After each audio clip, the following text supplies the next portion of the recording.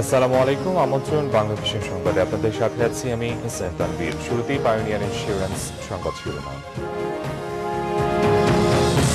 তারেক রহমান ফেরারি আসামি, যতদিন আইনের দৃষ্টিতে পলাতক থাকবেন ততদিন তার বক্তব্য প্রচার ও প্রকাশ করা যাবে না, নির্দেশ হাইকোর্টের। গুলশান কার্যালয়ে এখনো অবরুদ্ধ বেগম জিয়া, রিজভী অভিযোগ করলেন গ্যাস দিয়ে বেগম জিয়াকে মেরে ফেলার ষড়যন্ত্র হয়েছে। বিরোধী জোটের ডাকা অবরোধের দ্বিতীয় দিনে সিরাজগঞ্জে একজন নিহত, সারা দেশে আটক 2 শতাধিক।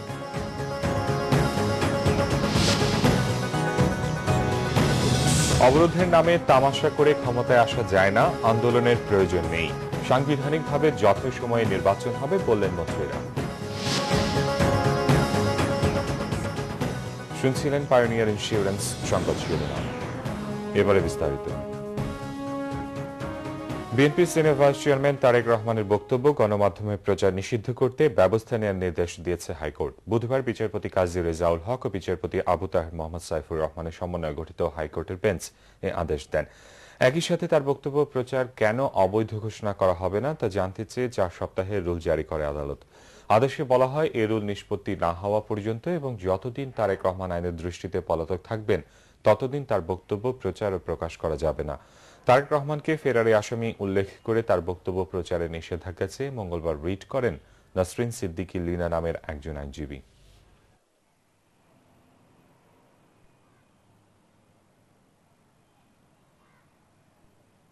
এই আবেদন গ্রহণ করে রুল ইস্যু করেছেন সংশ্লিষ্টদের প্রতি যে কেন এ জাতীয় বক্তব্য প্রকাশ করা থেকে বিরত থাকার নির্দেশ দেওয়া হবে না, আর যতক্ষণ পর্যন্ত রুলের নিষ্পত্তি না হয় ততক্ষণ পর্যন্ত জনাব তারেক রহমানের এই জাতীয় বক্তব্য প্রচার প্রকাশ করা থেকে বিরত থাকার জন্য প্রয়োজনীয় নির্দেশ দিতে সরকারের সংশ্লিষ্ট সচিব এবং অন্যান্য কর্তৃপক্ষকে আদালত আদেশ দিয়েছেন। অন্য অবস্থায় আছেন। পেপার স্প্রের কারণে বিএনপি চেয়ারপারসন বেগম খালেদা জিয়া অসুস্থ, তবে তার মনোবল এখনো অটুট রয়েছে। বেগম জিয়ার সাথে সাক্ষাৎ শেষে এ তথ্য জানিয়েছেন সাংবাদিক, শিক্ষক ও চিকিৎসকরা। এদিকে বেগম জিয়াকে মেরে ফেলার জন্য গ্যাস দিয়ে তাকে অসুস্থ করে রাখা হয়েছে বলে অভিযোগ করেছেন বিএনপি যুগ্ম মহাসচিব রুহুল কবির রিজভী। বিএনপি চলমান অবরোধ অব্যাহত থাকবে বলেও ঘোষণা দেন তিনি। টানা 5ম দিনের মতো গুলশান কার্যালয়ে অবরুদ্ধ আছেন বিএনপি চেয়ারপারসন বেগম খালেদা জিয়া। আইন শৃঙ্খলা বাহিনীর বিপুল সংখ্যক সদস্য এখনো ঘিরে আছে গুলশান 2 নম্বরের 86 নম্বর সড়কের 6 নম্বর বাড়িটি। তবে বুধবার বেগম জিয়ার সাথে দেখা করেছেন সিনিয়র সাংবাদিক মাহফুজুল্লাহ, ঢাকা বিশ্ববিদ্যালয়ের সাবেক প্রভিসি আফম ইউসুফ হায়দারের নেতৃত্বে শিক্ষক প্রতিনিধি দল এবং চিকিৎসক সিরাজউদ্দিন আহমেদ। সাক্ষাৎ শেষে বেরিয়ে তারা বলেন, খালেদা জিয়া বেশ অসুস্থ, তবে অটুট আছে তার মনোবল। গ্যাসের প্রতিক্রিয়ায় বোধহয় খুবই অসুস্থ হয়ে আছেন, এখনো খুবই অসুস্থ, খুব বেশি কথা বলতে পারেন নাই। আমরা সালাম দিয়ে এসেছি এবং উনি বলেছেন ওনার জন্য দোয়া করতে এবং দেশবাসীকেও দোয়া করতে বলেছেন ওনার জন্য। এবং আমরা শিক্ষক হিসাবে যেটা আমাদের বক্তব্য সেটা হচ্ছে আমরা যেটা চাই, আমরা চাই দেশে একটা শান্তিপূর্ণ পরিবেশ বিরাজ করুক। তিনি অসুস্থ এবং তার পক্ষে যে ধরনের অসুস্থতা, এই অসুস্থতায় কথা বলাটাও বেশ কষ্টকর। এটা হয়েছে পুলিশের পেপার স্প্রের কারণে, যেহেতু এটা শ্বাসনালীতে প্রবেশ করেছে। তবে তার মনোবল সম্পূর্ণ অক্ষুণ্ণ আছে এবং তিনি, আমাদের কাছে যেটা মনে হয়েছে যে সেটা তিনি যে সমর্থন অতীতে পেয়েছেন দেশবাসীর কাছ থেকে, সেই সমর্থনই তিনি প্রত্যাশা করেন তার কর্মকাণ্ডের জন্য। এদিকে সাংবাদিকদের দেয়া এক সাক্ষাৎকারে বিএনপির যুগ্ম মহাসচিব রুহুল কবির রিজভী জানান, 20 দলের ডাকা অবরোধ অব্যাহত থাকবে। বিএনপি চেয়ারপারসন দেশনেত্রী বেগম খালেদা জিয়াকে মেরে ফেলার উদ্দেশ্যে এখানে গ্যাস দিয়ে তাকে অসুস্থ করে রেখেছে। আমি তীব্র নিন্দা প্রতিবাদ জানাচ্ছি এবং আমি আবারও আপনাদের সামনে আহ্বান জানাচ্ছি আপনাদের মাধ্যমে করে দেশবাসীকে এই অবরোধ সফল করার জন্য। অবরোধ অব্যাহতভাবে চলবে এবং এটা পরবর্তী নির্দেশ না দেওয়া পর্যন্ত চলবে।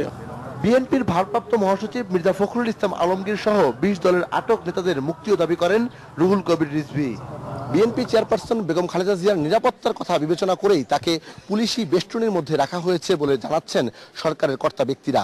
অপরদিকে বিএনপির পক্ষ থেকে বারবারই অভিযোগ করা হচ্ছে গণতন্ত্রের পথ রুদ্ধ করার জন্যই বিএনপি চেয়ারপারসন বেগম খালেদা জিয়াকে তার কার্যালয়ে অবরুদ্ধ করে রাখা হয়েছে।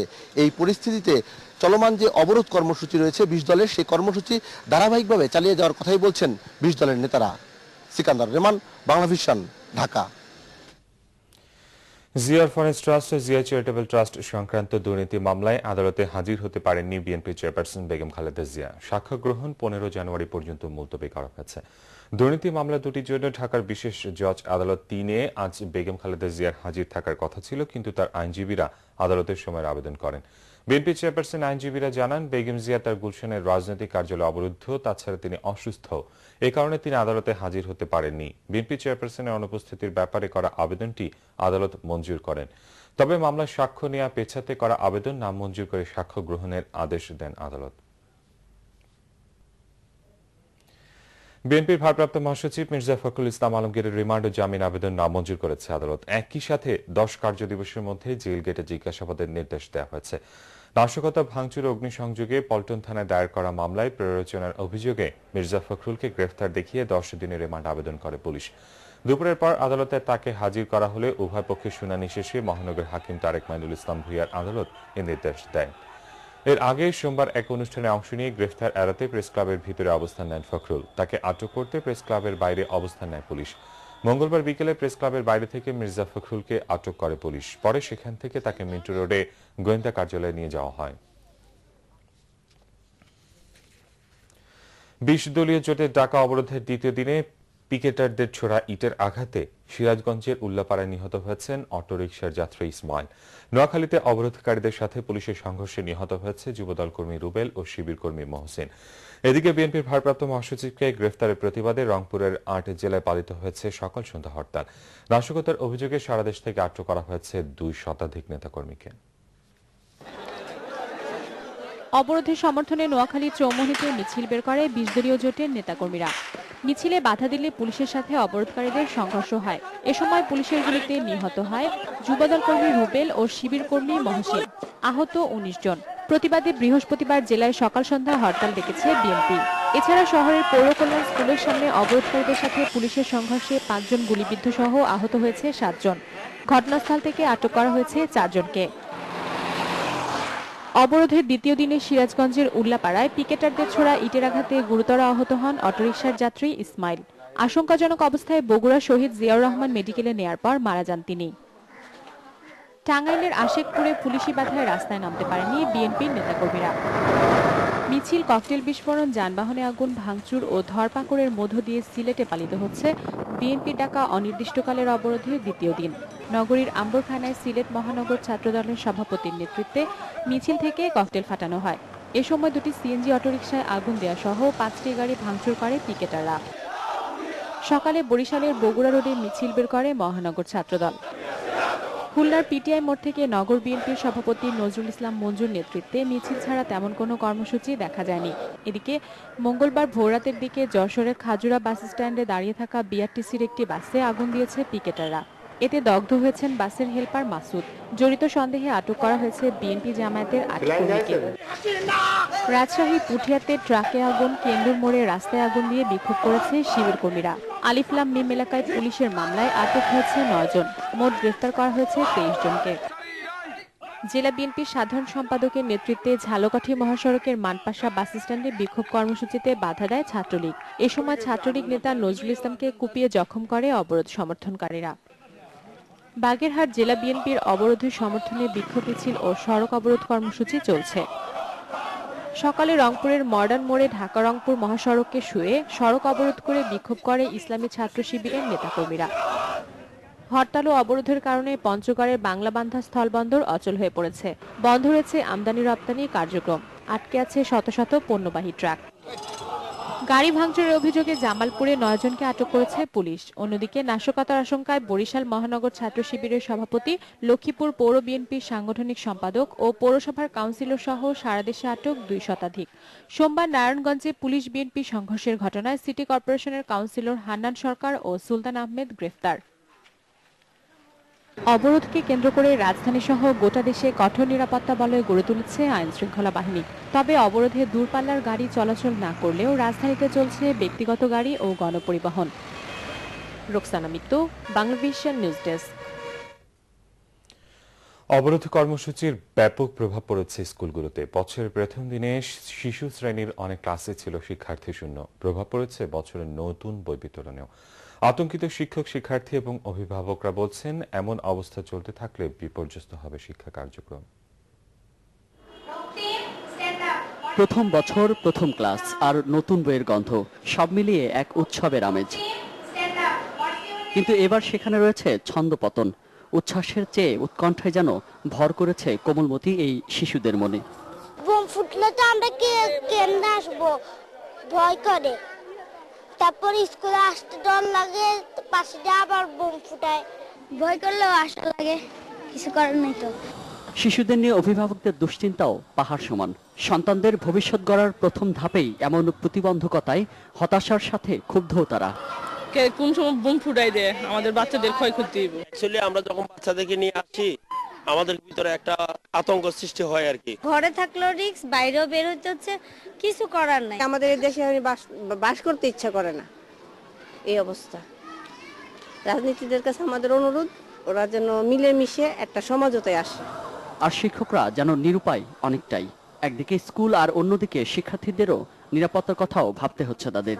ছাত্রছাত্রী যদি ঠিকমতো ক্লাসে না আসতে পারে, সেই ক্লাস সাকসেসফুলও করা যায় না এবং অভিভাবকরা আতঙ্কে আছে, ঝুঁকির মধ্যে আছে।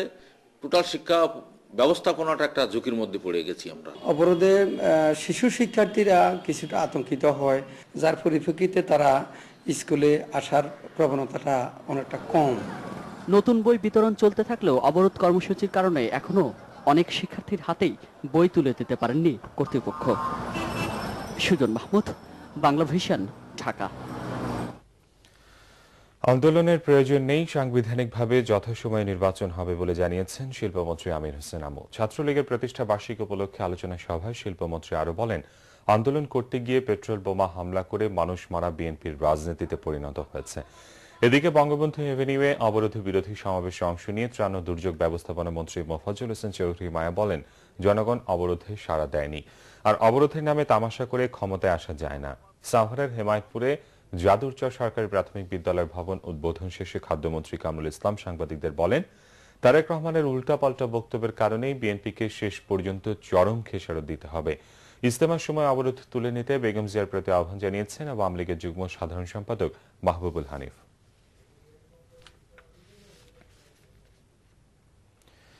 সরকারের অগ্রাধিকার প্রকল্পগুলো দ্রুত বাস্তবায়নে তাগিদ দিয়েছেন প্রধানমন্ত্রী Sheikh Hasina. Fast track project monitoring কমিটির তৃতীয় সভায় এ তাগিদ দেন তিনি।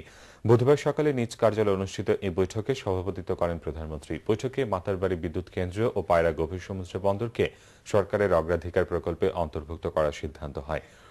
জানানো হয়, বহুল আলোচিত পদ্মা সেতুর কাজ শেষ হবে 2018 সালের 7 ডিসেম্বর।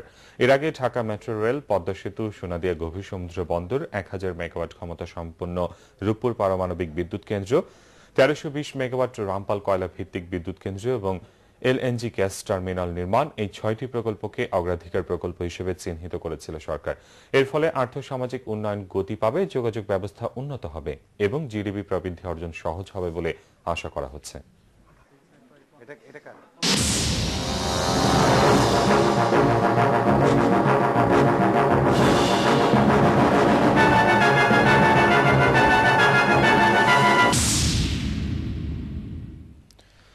পদ্মা বহুমুখী সেতুর জন্য নদীর দুই পারে জমি অধিগ্রহণের ফলে ক্ষতিগ্রস্ত হাজার হাজার পরিবারকে পুনর্বাসনে তৈরি করা হয় 7টি পুনর্বাসন কেন্দ্র। আধুনিক ও নগর জীবনের সব ব্যবস্থা থাকছে এসব কেন্দ্রে। এরই মধ্যে হাজারখানেক পরিবারকে প্লট বুঝিয়ে দেওয়া হয়েছে, বাকিদের প্লট দেওয়ার প্রক্রিয়া চলছে।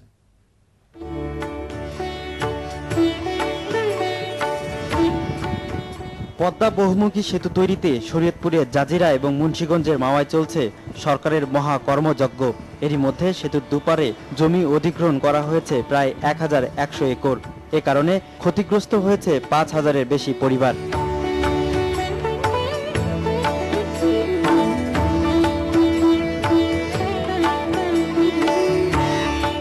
নদীগুলোতে কর্মযজ্ঞের কারণে জমি হারালেও নদীর দুপারে সেতুর সংযোগ সড়কের 1 কিলোমিটারের মধ্যে সরকারের পুনর্বাসন কেন্দ্রে জায়গা পেয়ে খুশি ক্ষতিগ্রস্তরা।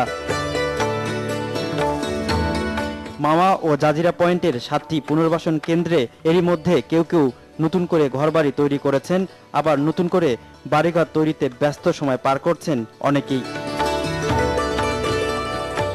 এই দোসালা চৌসালা ঘর উঠাবো এখানে, সবই এখানেই থাকবে। আর 15 কাঠা জায়গা ছিল, ওইটা সে একোয়ার করছে। একোয়ার করার পরে আমাকে এখানে 5% জায়গা দিছে, 7-8 ক্ষতিপূরণ দিছে। এখন মনে করেন ওই যে একটা বিল আছে, ওইটা পাইলে যেমন কাজটা একটু ধরতে পারি ইনশাল্লাহ। যে এই পদ্মার নদীর কিনারে ছিলাম তখন ভাঙ্গে নেওয়ার সম্ভাবনা ছিল, কিন্তু এখন আর সেটা নাই। থাকার জায়গা পেলেও এদের অনেকেই আবার বেকার হয়ে পড়ার আশঙ্কায় ভুগছেন, আবার কেউ কেউ পুনর্বাসন কেন্দ্রে ঠাঁই পেতে ঘুরছেন অভিযোগ কেন্দ্রগুলোতে। আমাকে পয়সা করি কম বেশি কিছু দিছে, আবার ভাঙার একটা দিব করে কইছে, ওখানে আমরা ফাইলই পাই না। চকবাতের আমাদের খাতায়, সেই জন্য আমাদের ব্যবসা বাণিজ্য এই জায়গায় কম।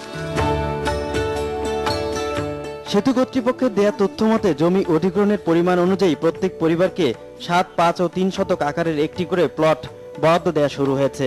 ক্ষতিগ্রস্ত 5000 পরিবারের মধ্যে 2700 পরিবারকে পদ্মা সেতু প্রকল্পে পুনর্বাসন করা হবে।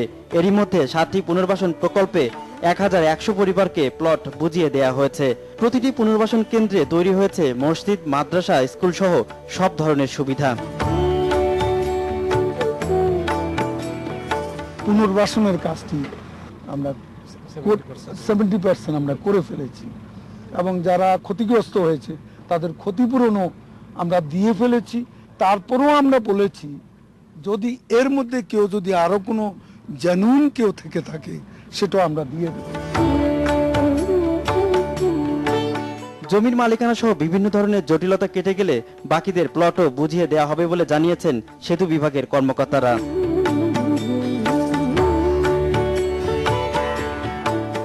সৈয়দ আব্দুল মুহিত, বাংলা ভিশন, জাজিরা, শরীয়তপুর। স্বাগত আরেকবার বাংলা ভিশন সংবাদে।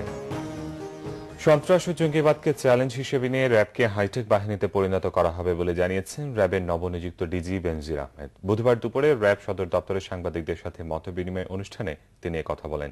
ডিজি বলেন, জন্ম থেকে মানুষের কল্যাণে কাজ করে র্যাব, বাহিনীটিকে আরো আধুনিক প্রযুক্তি সমৃদ্ধ করা হবে। সাংবাদিকদের প্রশ্নের জবাবে বেনজির বলেন, নারায়ণগঞ্জের ঘটনা একটি বিচ্ছিন্ন ঘটনা, যার দায় পুরো বাহিনীর উপর পড়ে না। এদিকে সকালে ডিএমপি মিডিয়া সেন্টারে সাংবাদিকদের সাথে মতবিনিময় অনুষ্ঠানে ঢাকা মেট্রোপলিটন পুলিশের নবনিযুক্ত কমিশনার আসাদুজ্জামান মিয়া বলেন, সরকারের হুকুম মেনে পুলিশ কাজ করে না। জননিরাপত্তা ও জনশৃঙ্খলা বিঘ্নিত করলে কাউকে ছাড় দেওয়া হবে না। শান্তিপূর্ণ পরিবেশ বজায় রাখতে সর্বাত্মক চেষ্টা করা হবে। রাজধানীর যানজট নিরসনে ট্রাফিক ব্যবস্থার উন্নয়নেও ব্যবস্থা নেওয়া হবে বলে জানান আসাদুজ্জামান মিয়া। এবারে পার্টেক্স প্লাস্টিক অর্থ বাণিজ্য সংবাদ।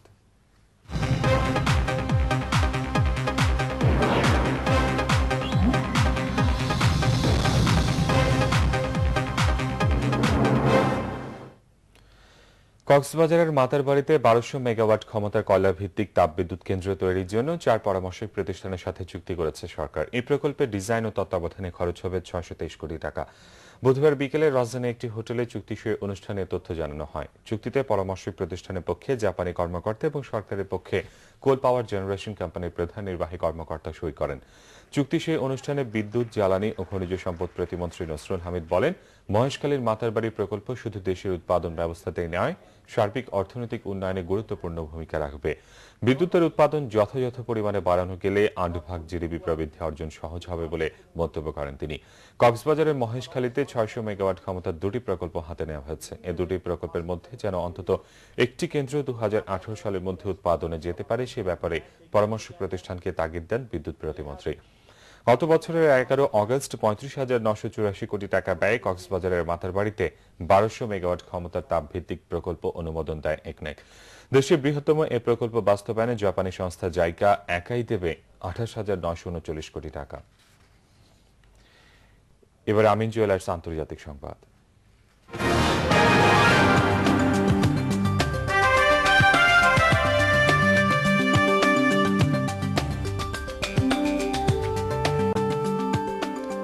ফ্রান্সের রাজধানী প্যারিসে শার্লি এবদো নামের একটি সাপ্তাহিক ম্যাগাজিনের কার্যালয়ের ভেতরে বন্দুকধারীদের হামলায় পত্রিকাটির সম্পাদক, 3 কার্টুনিস্ট, 2 পুলিশ কর্মকর্তা সহ কমপক্ষে 12 জন নিহত হয়েছে। আহত 10 জন। হামলাকারীদের ধরতে চলছে ব্যাপক অভিযান। হামলার পর প্যারিস জুড়ে জারি করা হয়েছে সর্বোচ্চ সতর্কতা। এদিকে এই ঘটনার পর মন্ত্রীদের নিয়ে জরুরি বৈঠক করেন ফরাসি প্রেসিডেন্ট ফ্রাঁসোয়া ওলাদ। হামলার তীব্র নিন্দা জানিয়েছেন মার্কিন প্রেসিডেন্ট বারাক ওবামা, ব্রিটিশ প্রধানমন্ত্রী David Cameron, German chancellor Angela Merkel সহ বিশ্ব নেতারা। প্রত্যক্ষদর্শীরা জানিয়েছেন মুখোশ পরা 2 থেকে 3 জন বন্দুকধারী বিদ্রুপ ধর্মী এই ম্যাগাজিনের অফিসে ঢুকে নির্বিচারে গুলি চালায়। প্রত্যক্ষদর্শীরা আরো জানায়, এলোপাথারি গুলি চালানোর পর বন্দুকধারীরা মহানবী হযরত মুহাম্মদ সাল্লাল্লাহু আলাইহি ওয়াসাল্লামের অনুসারী হিসেবে প্রতিশোধ নিয়েছে বলে চিৎকার করতে করতে একটি গাড়িতে উঠে পালিয়ে যায়। পত্রিকাটি সম্প্রতি এক টুইট বার্তায় ইসলামিক স্টেট আইএস নেতা আবু বকর আল বাগদাদির বিদ্রুপাত্মক কার্টুন প্রকাশ করে। তাই হামলার জন্য সন্দেহের তীর ইসলামিক জঙ্গিদের দিকে।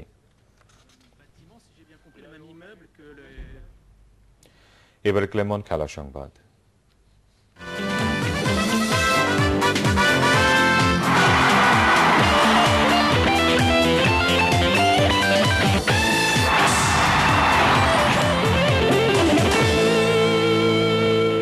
বিশ্বকাপ ক্রিকেটে বাংলাদেশের ঘোষিত দলকে ভারসাম্যপূর্ণ এবং দল নিয়ে নিজের সন্তুষ্টির কথা জানিয়েছেন কোচ চন্ডিকা হাতুরা সিংহে। তবে অস্ট্রেলিয়ান বাউন্সি কন্ডিশনে স্পিন আক্রমণে বৈচিত্র্যের জন্য লেগ স্পিনে জুবায়ের হোসেন লিখন দলে থাকলে ভালো হতো বলেছেন এই শ্রীলঙ্কান কোচ।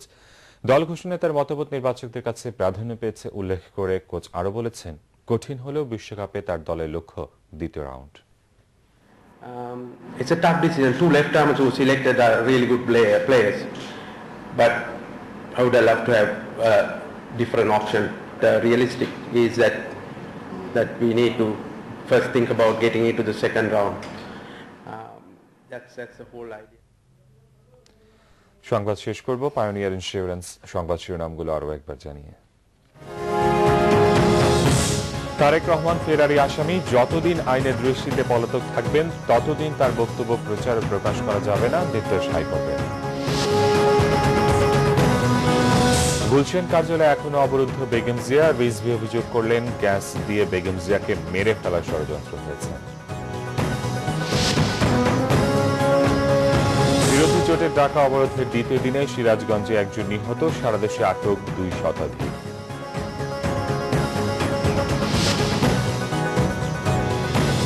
অবরোধের নামে তামাশা করে ক্ষমতায় আসা যায় না, আন্দোলনের প্রয়োজন নেই, সাংবিধানিকভাবে যথাসময়ে নির্বাচন হবে বললেন মন্ত্রীরা। এই ছিল এখনকার মতো। পরবর্তী